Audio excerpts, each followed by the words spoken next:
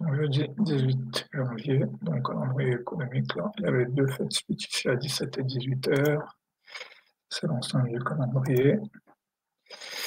Donc la clé, c'est d'observer que la veille, un deep buy se passe en J1 et en H1. Le prix est venu tester le RB50 du range qui dure depuis le 14-12-23.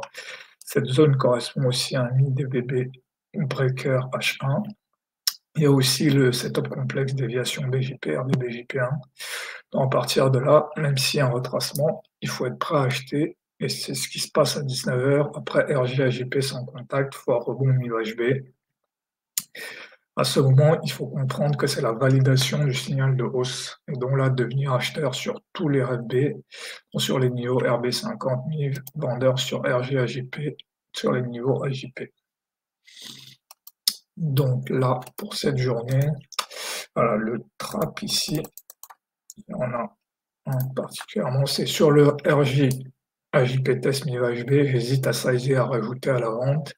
Sur le rebond MIVHB, après plusieurs signaux, j'hésite à sizer, à rajouter. Donc là, en fait, sur RJAJP, là, c'est juste le fait de ne pas vouloir me prendre un SL, donc il faut juste suivre la méthode. J'ai identifié, j'ai évalué, j'ai validé le signal. Donc il y a juste à vendre et à ajouter tant que j'ai un RR1 avant MIVHB. Sur RB MIVHB, je pense que la veille, il y a eu un double bottom. Le problème ici, c'est que c'est impossible de deviner, en fait, est-ce qu'il va se passer la même chose? Est-ce que ça va être un départ direct ou une hausse en 2 temps, en fait? Et donc la seule chose à faire, c'est exécuter la méthode, sizer, rajouter, et puis s'il y a un retracement, prendre de SL et faire du re-entry, en fait. Il y a rien d'autre à faire, en fait. C'est impossible de deviner si un mouvement va être direct ou être en plusieurs temps, en fait.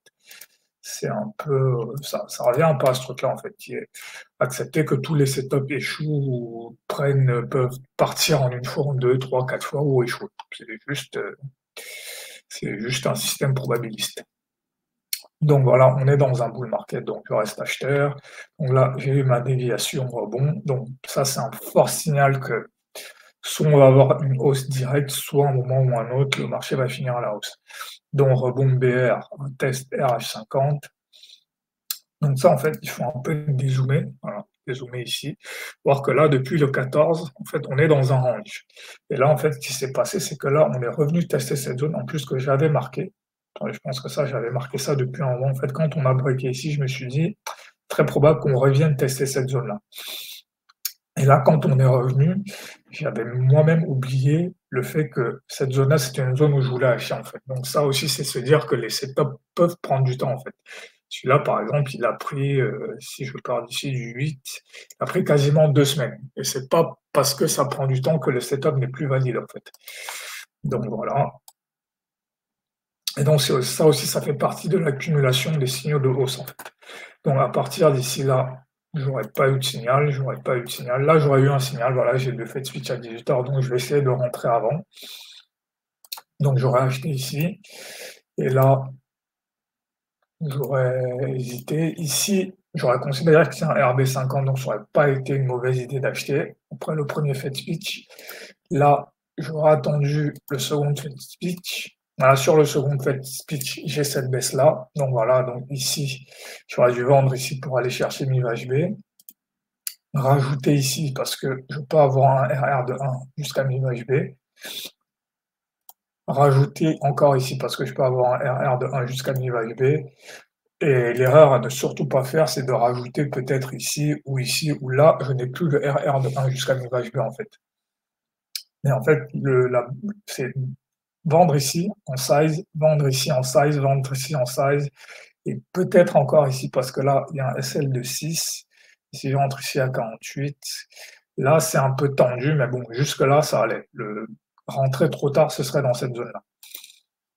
Ensuite, ici, il y a le rebond MIVHB, et là, la question, c'est est-ce qu'il va se passer la même chose qu'ici, ou ça va partir direct? C'est là où il n'y a pas de réponse, en fait. Là, il faut juste acheter ici. Le mouvement est très fort. Voilà, d'un fait de Moru, de Marcas, c'est ça.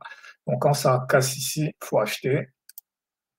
Ensuite, ici, peut-être attendre, parce que là, il y a un fair value gap qui s'est formé, mais à partir d'ici, pareil, j'aurais dû rajouter en me disant que là, on va peut-être avoir un break. Donc voilà, là, le break est là. Après, même ici, à 19, à 20h45, c'était possible d'acheter ici, parce que là, c'est le AJP qui devient support. Et là, voilà, ça continue. Donc, ouais, les seuls moments pas des erreurs, en fait, c'est pareil, toujours faire attention entre ce que je veux faire idéalement et ce qu'il est possible de faire. Donc déjà, vendre ici et acheter ici, ça aurait été bien. Ensuite, rajouter, ça aurait été encore mieux, mais ça, voilà, c'est juste ça, en fait. Parce que là, c'est des signaux que j'ai identifiés, des setups clairs que je connais. Donc voilà, et donc sur le dos, et voilà, sur le dos, on voit ici que pareil, ici c'est un RB50, donc ici à 19h15, ça s'achetait sans problème. Sur le Nasdaq, lui, suit à peu près la même chose que le S&P, en fait. Donc voilà, même là, les signaux étaient bons aussi. Alors, je pouvais rajouter sur la stagnation, acheter ici, acheter ici, acheter ici pour aller chercher mes vaches B. Donc voilà, sur les trois indices, on est convergent.